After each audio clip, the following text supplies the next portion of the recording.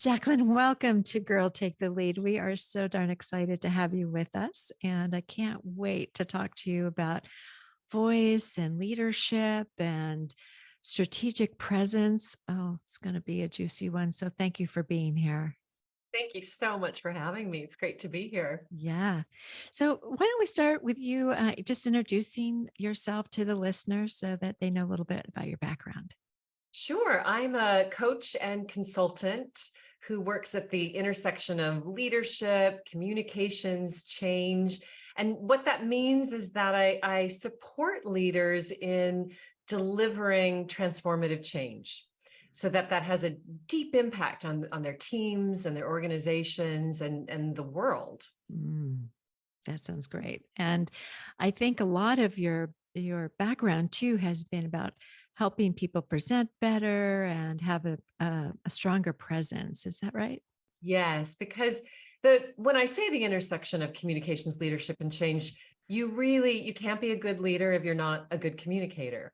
And leaders are so often asked to deliver change, but you can't deliver change unless you can communicate that and communicate it in a way that helps people feel motivated to Mm, adopt the change. yeah. Now, you do have your book, and we'll have a link to that in the show notes. And why don't you tell our listeners a little bit about your book? Because I know it helps, as you said, coach others and work with your clients. Well, the book, it's funny, it's a little surprising with the book. I started to write it for kind of a banal reason, which was it was the pandemic and everyone was scrambling to translate from in-person communications to virtual. And so I started to write it and then realized it was a great tool and guide for my executive coaching clients as they think about communications. It's called The Non-Obvious Guide to Better Presentations, but I think you'll find as you read through it that it just has a ton of tips in it for communicating in general that you could use in a team meeting or even one-on-one communication. Yeah. And I love the title, The Non-Obvious Guide. That means that there's a lot of hidden gems in there and things that we can pull from it, I imagine. Is that kind of what you were thinking when you named it? So the non-obvious guides it's a series of books. And the gentleman who started them, he was a bit frustrated with the how-to books out on the market. He felt like the Harvard Business Review books were a little too cerebral. And he felt like the Dummies series condescended to their audiences. They were too dumb. And he wanted something in between. And so he markets them as something that is written for intelligent people who already have some knowledge of the topic, but they also appreciate slightly irreverent approach and irreverent humor. And Yeah. yeah, so that's the frame of the book. Yeah. That seems like, well, it should all be fun and entertaining to grab attention. And I think that's terrific that you kind of went down that path. So we opened a little bit talking about strategic presence and what factors do you think are really play a role in someone, because I look at strategic presence from having been, in senior leadership positions and having been in the C-suite, that somebody's presence was always a factor in whether they got promoted and how they handled themselves. Could you trust them in a difficult situation? How, and from your perspective, like, why is that so important? I think strategic presence, and it might be helpful to define how I talk about strategic presence. It's the idea of adapting your presence or how you show up in the world, in the room. So adapting how you show up in the room to meet your audience halfway. It's asking yourself, in order for this audience to hear this particular message, how do I need to show up? Mhm. So I'll give you an example. Let's say I'm a leader who I typically am a real driver and I drive to solutions. And not only do I drive to solutions, but I push the solution. I own it and I say, yeah, I'm gonna take this, I'm gonna drive it, let's go, move to action. And I will then delegate and tell people, you do this, you do that, you do this. Right. But I'm working with my team and they need to come up with some solutions to a pretty hairy challenge that we're working on. So strategically, I may then decide when I go into this meeting to discuss solutions, I may decide to step back, maybe even sit in the back of the room and be the last person to offer an opinion rather than the first. Maybe I ask more open-ended questions to get my team thinking about ideas, and I acknowledge all of their ideas, even the ones that seem bad, in Mhm. order to get the team thinking more innovatively and coming up with solutions that I don't have a strong answer for. Mhm. So talking a little bit about strategic presence. And I'd love to hear your thoughts about what that is and how leaders can use that. Yeah. So I think of strategic presence as adapting how you show up in the room, changing your presence in the room in order to help that audience hear your message. So always start with the question, who is my audience and what message do I need them to hear? And in order for this particular audience to hear this particular message, how do I need to show up in the room? Mhm. And so it sounds a little bit like authenticity plays a role, being able to adapt to the situation, like having flexibility. It isn't like, I think sometimes we can get stuck in our own style. Like I'm supposed to be this particular kind of leader. So I'm not going to change it. But it sounds like you're really saying that we need to be flexible. Yeah, especially in this world where we have so much changing, rapid change, volatile change, we've got to be flexible and agile in our approach. Yeah, that's a Yeah, great word. yeah. And, one of the things that we've worked a lot with on our podcast, and one of the key reasons I did this podcast was to help other women find their voice. And I wonder if you have anything to say about that in helping all of us, deliver. It's like we get caught up in the emotion of what am I going to say? How am I going to say it? Am I going to be accepted? All of that. What are things that you can help us with when it comes to that? Think you finding your voice means getting into the arena.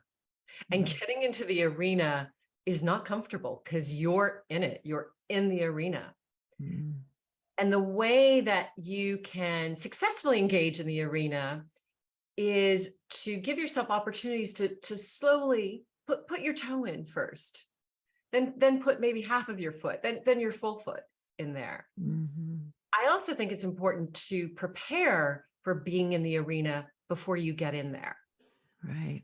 So for example, thinking about how do I, if I think that the arena is going to be high challenge, high stakes, kind of scary, how do I prepare for that in advance? And one of the ways you can do that is to simulate that stress before you go in, to simulate maybe even failure, putting yourself into a situation where you might fail. I had this client once who she decided she was terrified of public speaking, and she decided one of the ways she was going to overcome this is that every time she ordered coffee at Starbucks, she was going to give some weird name to the what's Barista?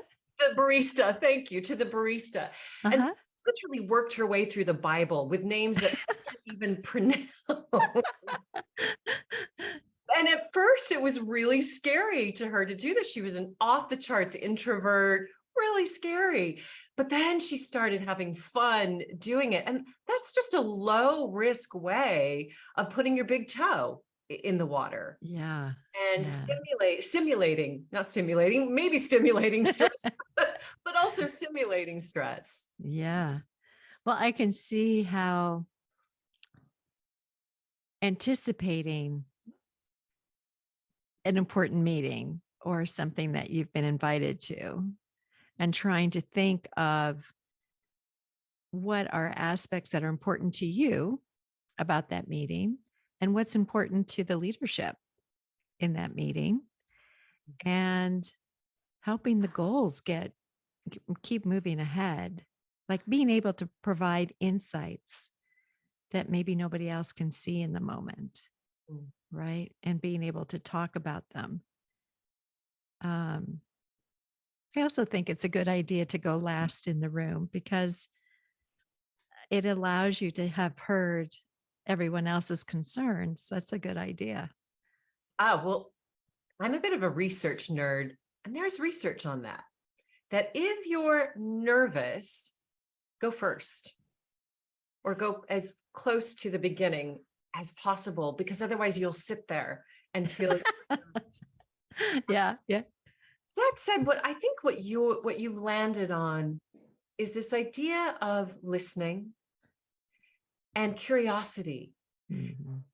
which gets our attention off of ourselves. I often see younger leaders when they're in a meeting and they're thinking, I've got to speak up, I've got to find my voice, and I've got to speak up, and I need to add something that's really insightful, that adds value. Well, where is their attention when they're thinking that? It's all on themselves. Mhm. And they become hypercritical of what they're doing, how they're coming across. Whereas if they switch that frame and they think about, how do I listen to what's going on to the room? How am I curious about what I'm hearing?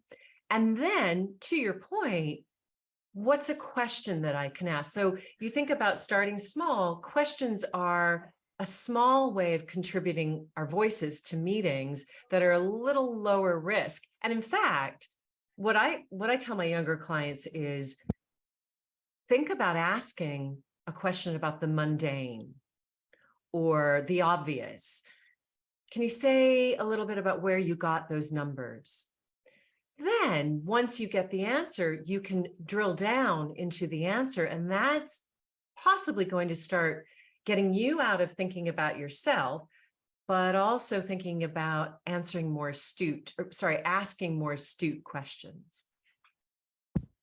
Yeah. And I'm thinking it probably gives your voice a chance to, you know, sometimes when those nerves are in your throat and your voice sounds like you're about to cry in like a second, just because you're not used to it. And I see this in younger leaders as well, that it's not comfortable. It's all the nerves are there.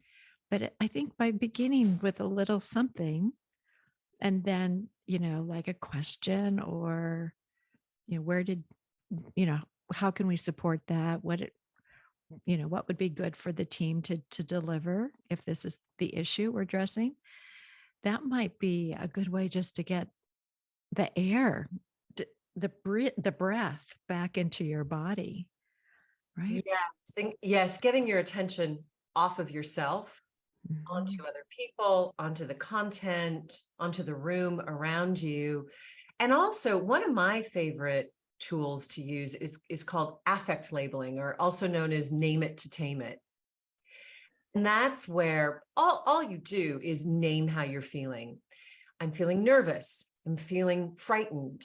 I'm feeling intimidated. I'm feeling angry, frustrated, whatever the emotion is, but naming it. And we know that when we name it, you can do it silently to yourself. It activates the brain's control systems, the impulse control part of the brain, which it's counterintuitive, but it dampens the emotion, which doesn't seem like it would if we would say, oh, I'm feeling angry. I'm feeling frustrated, but it dampens the emotion and then allows us to speak from a calmer place, or to Yeah. make decisions from better focus and greater calm. Oh, that makes a lot of sense.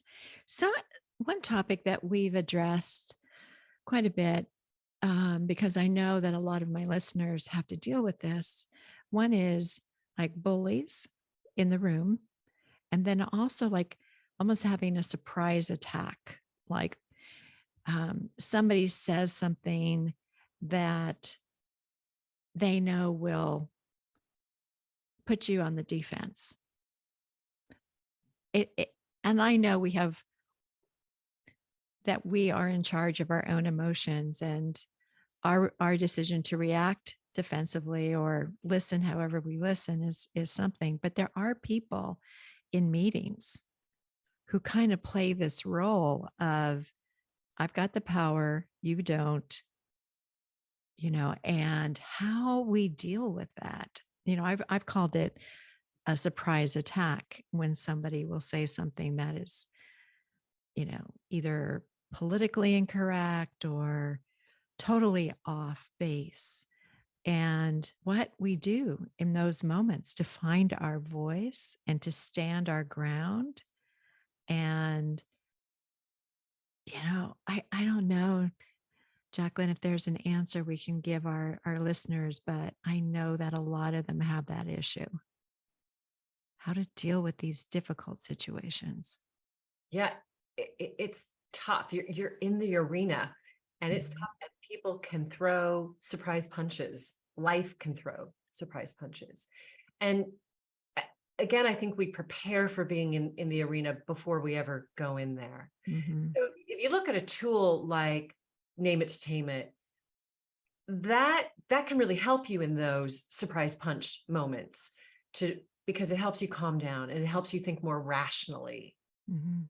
rather than the emotion hijacking our brains. So even if that boom, if a bully comes at you, or a horrible comment comes at you, being able to first just say, okay, I'm feeling, whoa, knocked off my center there. Doesn't have to be specific. And it's interesting. Often we think when we are knocked off our center, we're nervous, afraid, or angry, that we should take a breath. You'll hear that. Just take a deep breath. But in fact, if we can think about letting go of some breath, blowing out some breath, Mm. that triggers the body's need for breath. Because the next thing that the body then knows is, you just blew out all my breath. I I need a mean, right. The breath is part of the autonomic nervous system. It knows how to breathe. Our bodies know how to breathe without us trying to do it. So blow out a little breath, it will kick in that autonomic nervous system and will remember to breathe, which in turn sends a message to your brain. I'm not in a threat state here. I'm mhm. not. So it's okay. I can manage this. I can deal with this. And then we can think about, well, how do I want to deal with this in the moment? Do I want to deal with it in the moment, or do I want to take a step back and maybe follow up with the person afterwards when I'm a little calmer and give them some feedback? How do I want to deal with this? Yeah. I like the idea of practicing as well, because I can see, like, I know one listener I have who I've spoken with, and has somebody who's at the same level as she is. They're both executives and in leadership positions. And he's often taking her ideas and promoting them as his and not hers. And so we've talked about different strategies, have other women in the room speak up and, oh, well, that sounded just like what this person said. How is that different? Or, but the idea of practicing and knowing that this person is probably going to do that again. Are there some scripts that you can come up with, right? To establish your own presence, maybe Yeah. practice before going into the meeting. Like, what might you say? We will never anticipate what will happen. Now, in this person's case, she probably can anticipate. Yeah. Yeah. And so I think it's what she's doing, what I hear she's doing is coming up with a strategy for how she wants to address that, which is great. It gives her, I'm hearing that she's using some allies. She's thinking about what she wants to say in the room. We can't always do that. Another tool I like to use is called implementation intentions. And implementation intentions sound like this: when X happens, then I will do Y. When my manager says, reappropriates my idea and starts to just feed back to me my idea, then I'm going to turn and look at my ally, and she's going to speak up and say, hey, that was Jacqueline's idea. Or when my manager takes my idea, then I'm going to blow out some breath and calmly state, yes, I mentioned that 10 minutes ago. Mm-hmm. Whatever Mm-hmm. the strategy is. Now, what we know about implementation intentions is that it primes the brain to deal with curveballs. So again, we can't ever anticipate everything that's going to happen. But because we've done some scenario planning, and implementations are just another way of thinking about scenario planning, because we've done some scenario planning, we can then better manage that one unexpected thing that we never thought would happen. We can better manage it when it happens. Mm, that's really great. I think that could help some of my listeners. I really do. You talk in your book about tips to connect, um, scan, switch, and speak. I think. Um, how how does that work? In definitely, especially for our Gen Zers, and how they are, such a different kind of generation that is definitely becoming that are becoming young leaders. Well, scan, switch, and speak is a tool that I use with my speakers when they're on stage and they have to work with a teleprompter. And why that eats into connection is because a lot of times when people are early days working with a teleprompter, they speak to the teleprompter Mm, and their eyes are down on the teleprompter. So what I say to them is start to get used to this idea of scanning the teleprompter, reading ahead for where you need to go, then switching your eye contact, getting your eye contact out to the audience, and then speaking so that your eye contact and your speaking is out to the audience, not down at the floor, which is normally where teleprompters are. They tend to be down at the bottom of the stage. But it speaks to this broader idea of connection. And there are loads of tools around how to connect with others, how to connect with your audience. What I'd say is always start small. Think about those baby steps, starting small. And the way that you start small with connection is thinking first about your audience. mhm. What's meaningful to my audience? If I know their communication preferences, how can I adapt my presence and be more strategic in my presence to meet them halfway in their communication preferences? And that's just a very easy beginning way to start to think about connecting with others. Well, I think I might have mentioned to you that I'm an adjunct lecturer at San Jose State University. And so many of the students, when they get up to present, they're on their phones and they're reading from their phones. And I thought, okay, well, the next class, I'm just going to be really hard on them and take the phones away and stuff.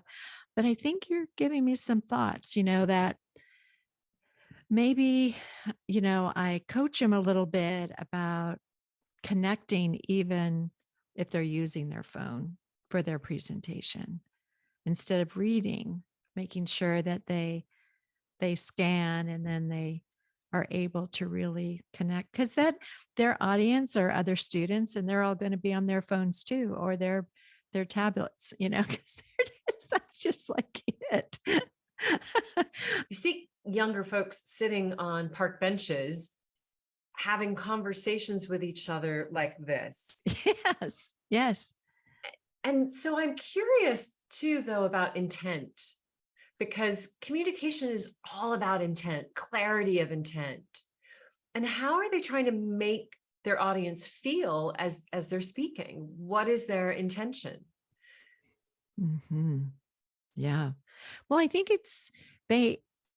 I looked at it as I remember my first class, and they got up to present, and I went, "Oh boy, do they need help in this area because they are used to being with their device. They are used to looking down and they're not used to connecting." So I think there's rather than I'm always of the philosophy rather than change what they're doing to be something that is so awkward to them. Maybe there's a way to incorporate what they're doing and help them make the connection. Yeah. Right. Yeah, because if you think about the intent there, holding my phone, speaking to my phone, my intent is, I think I'd be curious to know what their intent is, but the assumption I make is that their intent is to not screw up. Right. Do it right. Their Hmm. intent is, I'm fearful, I need to do this right, I don't want to screw up. And so if they can use something like scan, switch, speak, they still have that crutch there initially to help support them in taking some risks.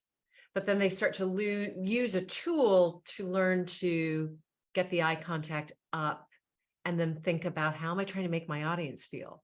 Yeah. Yeah. That was great. Well, I think we could keep going all afternoon, but is there anything we didn't cover that you would like to cover for our audience?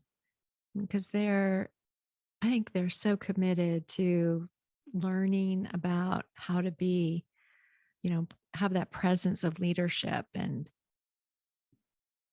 be with their audience. So, We didn't really talk about this idea of strategic presence and authenticity. And okay. I think strategic presence helps you be more authentic. You hit on it a little bit when you said sometimes leaders feel like, I have to be one kind of leader and that's it. Yeah. And yes, we often get those messages. That idea of executive presence is frequently set by the dominant culture, the people who are the leaders at the top. And it's often a very restrictive, limited way of thinking about presence. Whereas this idea of strategic presence is more authentic because none of us are only one thing. We go through our day and we are many different people, identities, roles. I wouldn't dream of talking to you the way I talk to my dog. I would not dream of it. Yeah. I adjust my presence based on who my audience is. And I think probably there must have been somewhere along the line that some assessment was made that if you change yourself to your audience, you're being inauthentic, right? And what you're proposing and challenging us to look at is the exact opposite. Yes, and to draw on our values, the different identities that we own in life, and asking ourselves, well, what part of myself do I need to amplify in this situation in order Yeah. to be a more successful communicator? Yeah. Is, you adapt to whatever is needed in the moment, Yeah, right? absolutely. And this world, this current world, requires us to do that. We Yeah. can't be just one thing. Right. And in fact, it's more authentic, but because this idea that there's one person in our brain controlling everything, our brains aren't hardwired that way. Our brains are hardwired to help us perform multiple Mhm. functions. And Yeah. each of those functions has a different sense of self. Yeah. So that's all we're doing, is embracing our whole selves, our, Yeah. our, our unique thinking style, our unique decision-making style, but also understanding that maybe we need to flex those styles sometimes and expand our repertoire. Yeah. Thank you so much for being with us today. It was such a great conversation. Thanks. Thank you, Yolanda, for having me. Great. Okay, everyone. Talk to you soon. Bye.